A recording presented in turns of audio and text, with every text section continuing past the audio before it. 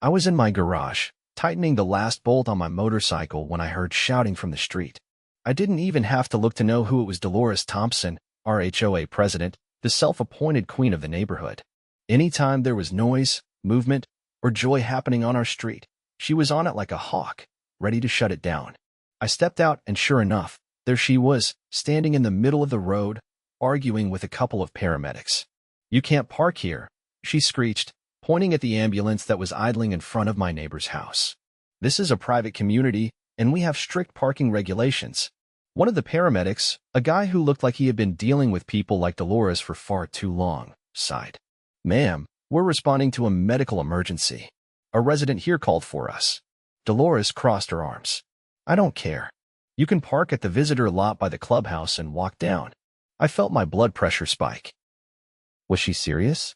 Someone in the neighborhood needed medical help, and she was worried about parking violations?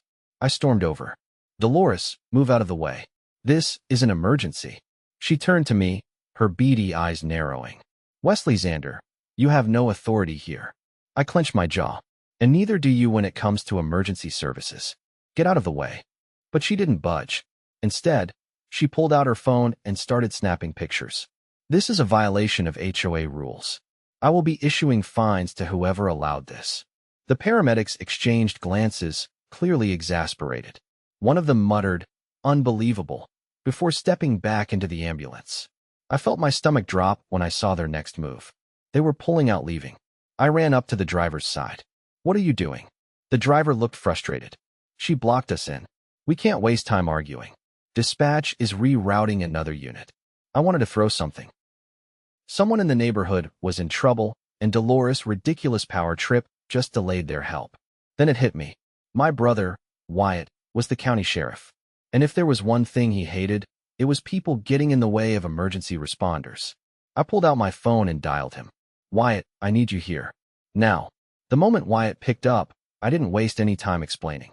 I gave him a quick rundown of what had just happened, emphasizing that Delores had actively blocked emergency services from reaching someone in need. His response was immediate. He was on his way. By the time I hung up, Delores was still standing in the street, looking smug as the ambulance pulled away.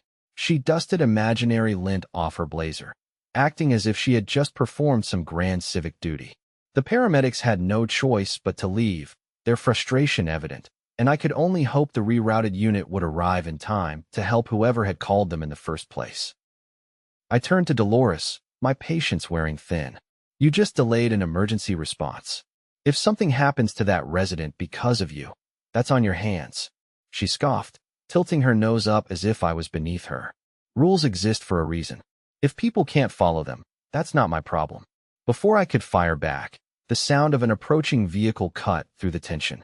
A black SUV with sheriff decals rolled up, and Wyatt stepped out. His uniform crisp, his expression unreadable. He wasn't just my brother, he was the kind of lawman who didn't take kindly to people abusing authority, especially when it put lives at risk.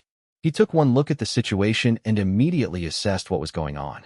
His eyes landed on Delores, and something in his posture shifted. He had dealt with people like her before, and I knew he was about to dismantle her nonsense piece by piece. He didn't approach aggressively or raise his voice. Instead, he kept his tone level, professional. "I just got a report that emergency services were obstructed from responding to a call. I need to know exactly what happened here." Delores, ever the self-important tyrant, straightened her blazer and spoke with an air of authority she didn't actually have. "This is a private community, officer. We have regulations in place for parking, and I was simply enforcing them." Wyatt's gaze didn't waver. "Sheriff," he corrected, his voice carrying weight. "And emergency vehicles are exempt from HOA regulations. You don't have the legal authority to interfere with their duties." Delores pursed her lips, clearly not used to being challenged. "This community has its own rules. The paramedics could have parked elsewhere and walked." Wyatt's jaw tightened. "That's not how emergency response works. Every second matters. You deliberately impeded an ambulance, which could constitute obstruction of emergency services. That's a serious offense." For the first time, a flicker of uncertainty crossed Delores' face. She had spent years lording over the neighborhood, issuing fines and making lives miserable, but she had never been confronted by actual law enforcement before. She crossed her arms, trying to maintain control of the situation. I was just doing my duty as HOA president. Wyatt wasn't having it. Your duty does not override the law. I'm going to need you to provide a statement. And depending on the outcome of the medical call that was delayed, you could be facing charges. Her face paled slightly, but she still clung to whatever shred of authority she thought she had. You can't charge me for enforcing community guidelines. Wyatt took a step closer, his presence commanding. Interfering with emergency services is a criminal matter. I'm well within my rights to press charges if it's determined that your actions put a resident at risk. The gravity of the situation finally seemed to hit her. Her bravado wavered, but she wasn't ready to back down completely. I'll speak to my lawyer, she muttered. Wyatt didn't blink. You should. In the meantime, I'll be filing a report and contacting county officials. If this happens again, you'll be facing immediate legal repercussions. Delores didn't have a response to that. She turned sharply on her heel and marched back toward her house, her posture stiff with barely contained rage. As she disappeared inside, Wyatt exhaled and turned to me. She's going to be a problem. She already is, I muttered. This isn't the first time she's pulled something like this, but this is the worst by far. Wyatt nodded. I'm going to reach out to the city council.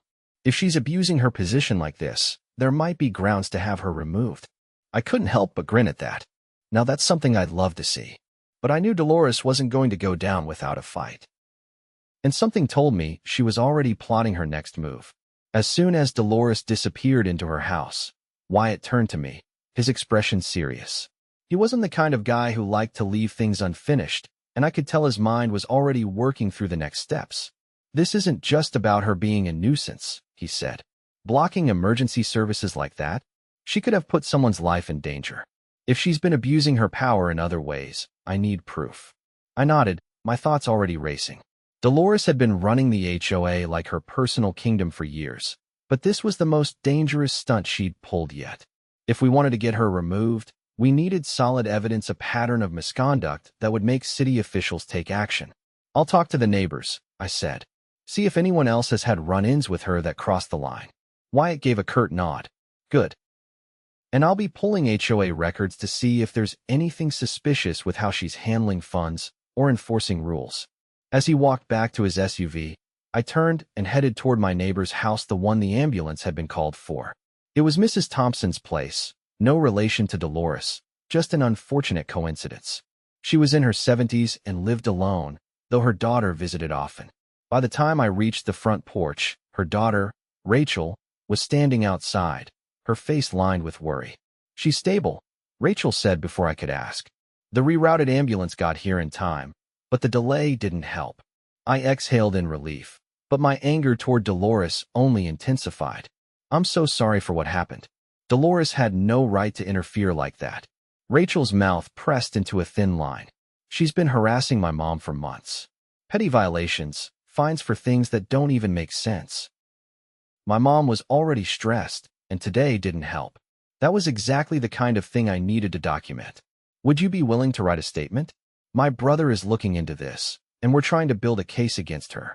Rachel didn't hesitate. Absolutely. I'll talk to the other neighbors too. You're not the only one who's fed up with her. That was promising. If I could get enough people to come forward, we could make a strong case. As I left Rachel's house, I spotted another neighbor, Jim, watching from his driveway. He was a retired firefighter, and he had seen the whole thing unfold. I can't believe what I just saw, Jim said, shaking his head. I thought I'd seen every kind of ridiculous HOA nonsense, but this? Blocking an ambulance? That's a new low. I crossed my arms. We're gathering evidence to get her removed. Would you be willing to submit a statement about what happened today? Jim's face hardened. I'll do one better. I've got footage from my security cameras. They caught everything, her blocking the road, arguing with the paramedics, even them having to leave. That was gold. Hard evidence of her interference. Can you send it to me and to Wyatt? I asked. Jim nodded. Already pulled the clips. I'll email them over. With that, I had everything I needed to take the next step. The next morning, I met Wyatt at the sheriff's office. He had spent the night pulling records, and the look on his face told me he had found something big. You won't believe what I found, he said, sliding a folder across the desk. I opened it, and my eyes widened. The HOA's financial records were questionable, to say the least. There were excessive fines issued to certain homeowners, always the ones who had spoken out against Delores. And even worse, some of the money collected from those fines had never been accounted for. She's been misusing HOA funds, I said. Wyatt nodded. And that's just the surface. If we dig deeper, there's no telling what else we'll find. That was our smoking gun.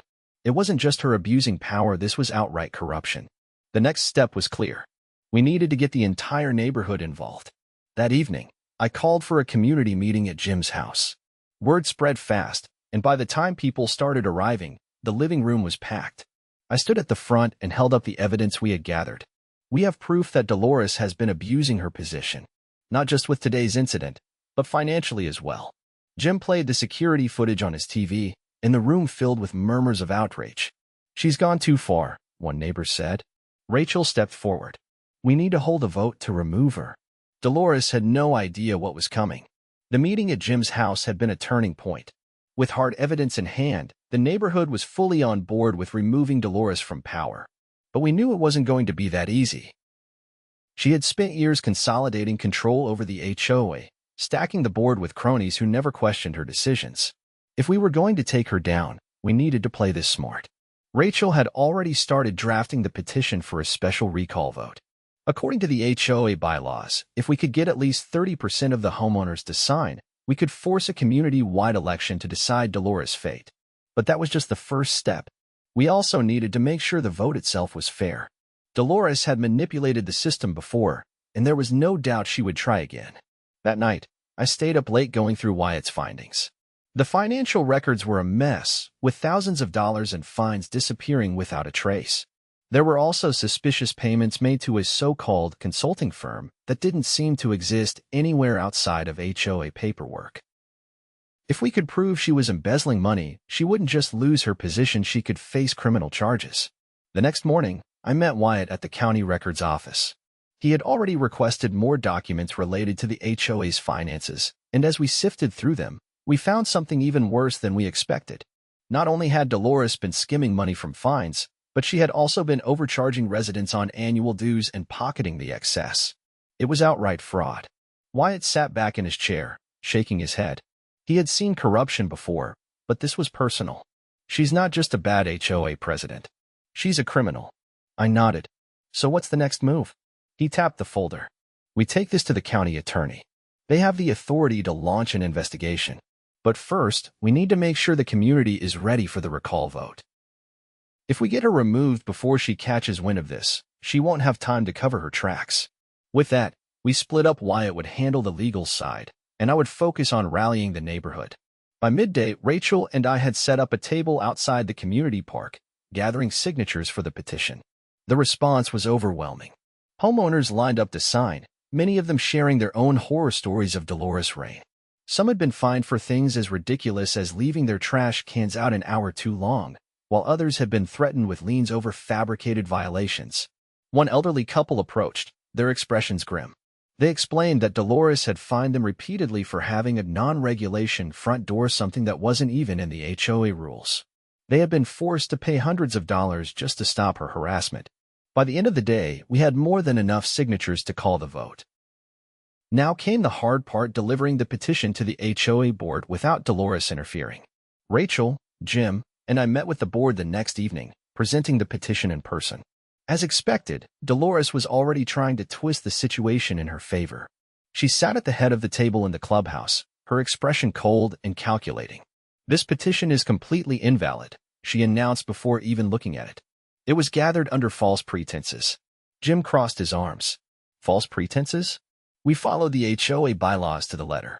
Delores scoffed. I highly doubt that. I'll need time to review every signature to ensure they're legitimate. Rachel wasn't having it. You don't have that authority. The bylaws state that once the required percentage is met, a vote must be scheduled within 30 days.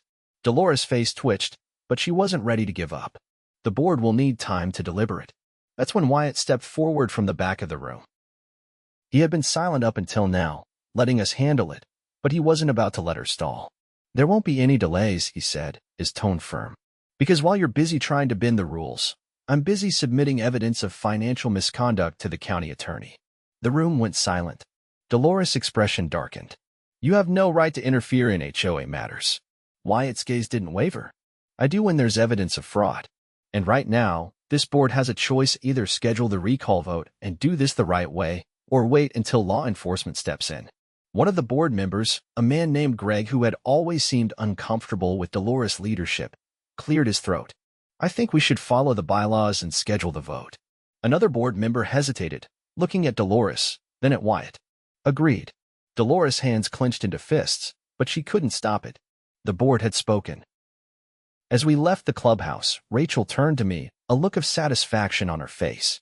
She's finally losing control. But I knew Delores wasn't the type to go down quietly. She had spent too long ruling over this neighborhood, and something told me she was already planning her next move. Whatever it was, we had to be ready. The next morning, I woke up to the sound of hammering outside. That was never a good sign in this neighborhood. I pulled on a jacket and stepped out onto my porch, immediately spotting the source of the noise. Delores had hired a crew to install a brand new, oversized, no parking emergency vehicles must use clubhouse lots sign right at the entrance of the street. The bold red letters made my blood boil. So this was her plan.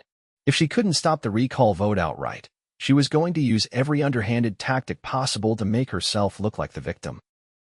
She was already laying the groundwork for her defense, trying to paint herself as someone who had just been following proper safety procedures, instead of the unhinged dictator she really was. I wasn't the only one who noticed. Residents were stepping out of their homes, muttering among themselves. Rachel arrived within minutes, arms crossed as she watched the workers bolt the sign into place. Delores stood nearby, overseeing the job like she was some kind of city official instead of a fraud with a clipboard. When she spotted me, she lifted her chin, speaking loud enough for the gathering crowd to hear. This is for the safety and order of our community. I won't allow outsiders to disrupt our carefully maintained regulations. Outsiders. That wasn't just a jab at me, it was a direct insult to the paramedics she had blocked. Jim, who had been watching from his driveway with his morning coffee in hand, shook his head. He walked over, voice calm but firm. That sign means nothing, Delores. HOAs don't have the legal authority to dictate emergency vehicle access. You're just wasting money. Her expression barely flickered, but I saw the tightness in her jaw.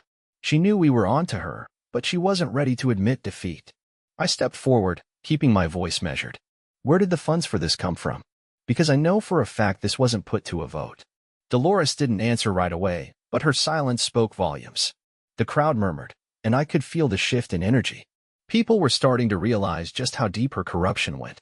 Rachel wasn't about to let her off the hook. That's exactly why we need the recall vote. She's using HOA funds to cover herself instead of doing what's best for the community. Delores turned on her heel without another word and marched back toward her house. That was fine by me, she could run, but she couldn't hide from what was coming next. That afternoon, I met up with Wyatt at the sheriff's office. He had already spoken with the county attorney, and the response had been promising.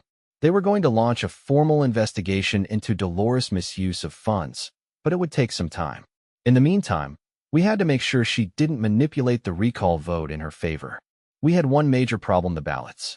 Delores was still technically in charge of the HOA, which meant she had control over how the votes were counted. If we left it in her hands, there was no doubt she'd tamper with the results. Wyatt had a plan. He had spoken with a city council member who specialized in HOA disputes, and they had given him a legal workaround. If we could get enough residents to agree, we could request that an independent auditor oversee the election instead of Delores' inner circle. That night, we held another meeting, but this time it wasn't just about gathering signatures, it was about securing a fair election process. The turnout was bigger than before. People were fed up, and they were ready to take action. Rachel took the lead, explaining how Delores could easily rig the vote if we didn't take precautions. Jim backed her up, pointing out that an independent auditor would ensure everything was handled fairly. The response was overwhelming. Nearly everyone in the room agreed to the plan, and by the end of the night, we had enough signatures to formally request third-party oversight for the recall vote. The next morning, we delivered the request to the HOA board, bypassing Delores entirely by submitting it directly to the city council. That was the final nail in her coffin.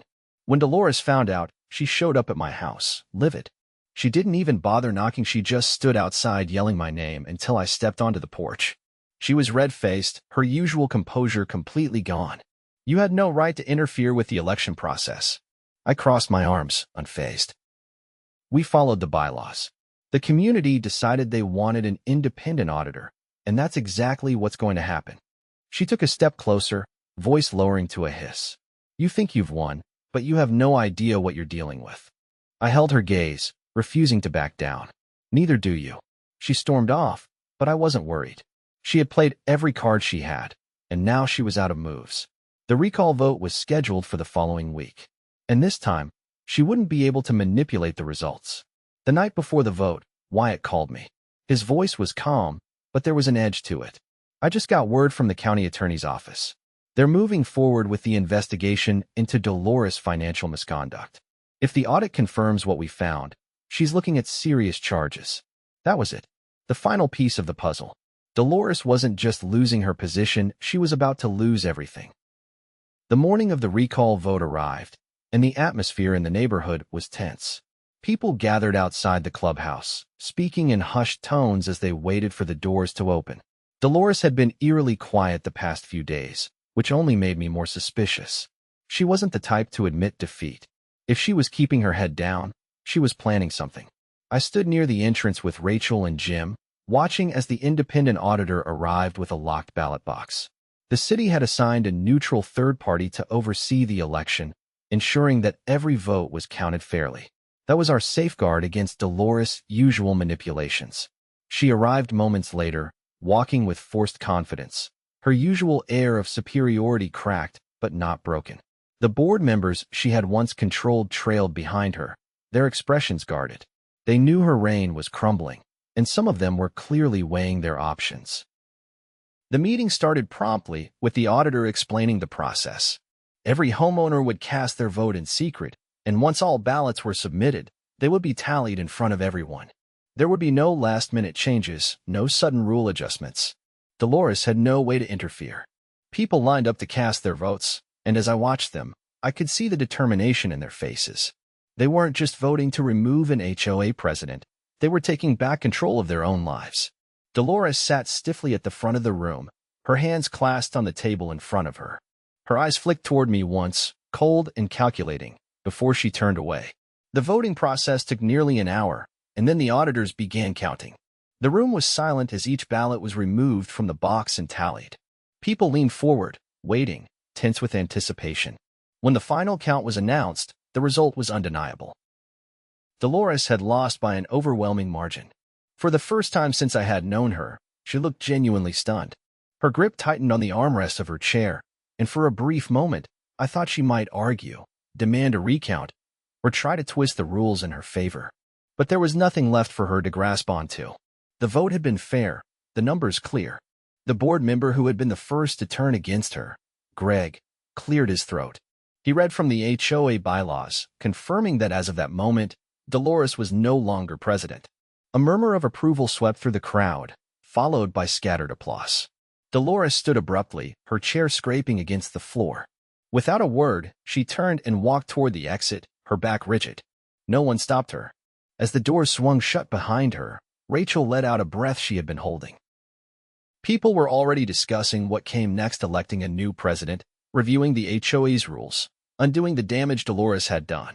The mood had shifted from tense to hopeful. Wyatt arrived just as the meeting was wrapping up. He pulled me aside, his expression unreadable. The county attorney had come through. The audit of the HOA's finances had revealed enough evidence to prove Delores had been siphoning funds for years. The missing money, the fabricated fines, the fake consulting firm, it was all there, in black and white. Wyatt had just come from the courthouse.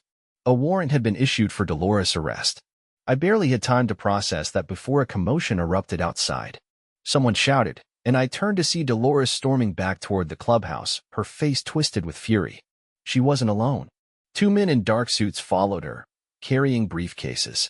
She marched straight up to Greg, slamming a piece of paper onto the table. She had filed a lawsuit against the HOA, claiming wrongful removal. The room buzzed with disbelief. After everything, she was still trying to hold on. Wyatt stepped forward, calm but firm. He pulled out his own set of documents. The moment he placed them on the table, Delores' expression shifted. The warrant, the official charges, the evidence of fraud. Her confidence withered in an instant. Wyatt didn't raise his voice. He didn't need to. He simply informed her that she was under investigation for financial crimes, and that she had two choices: cooperate or be arrested right then and there. For the first time, Delores had nothing to say. The men she had brought with her, her lawyers, immediately shifted their focus from her lawsuit to the far more pressing issue of her criminal charges. She tried to argue, to spin some excuse, but no one was listening. Wyatt didn't arrest her on the spot. He didn't have to. She knew what was coming.